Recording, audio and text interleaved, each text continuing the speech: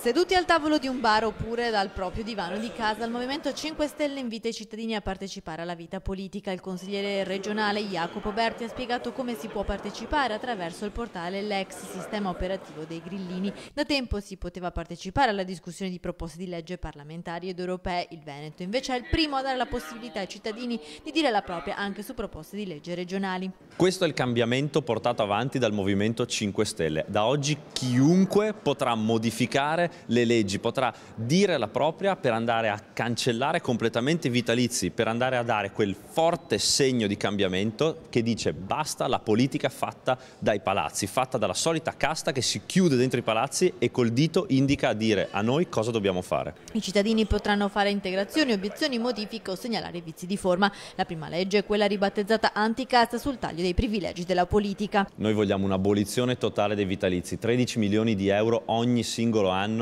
che devono essere eliminati completamente. Abbiamo persone che prendono 4-5 mila euro nette ogni mese quando ci sono persone che avrebbero bisogno da domani del reddito di cittadinanza. Allora noi diciamo basta a questa casta e lo stiamo chiedendo a tutti i cittadini di partecipare alla stesura di questa legge per abolire completamente i privilegi della casta. Un consigliere regionale inoltre può arrivare a percepire fino a 8.500 euro netti al mese. Il Movimento 5 Stelle si è tagliato lo stipendio e chiede che siano anche gli altri consiglieri regionali a farlo. Inutile, dice Berti, le manovre di Zaia come l'azienda zero, i costi si tagliano partendo dai politici. Noi pensiamo che gli sprechi prima di tutto si debbano tagliare da quelli che sono i costi della politica. Abbiamo una macchina politica che costa centinaia di milioni di euro ed è lì che dobbiamo andare a recuperare i nostri soldi per darli ai cittadini.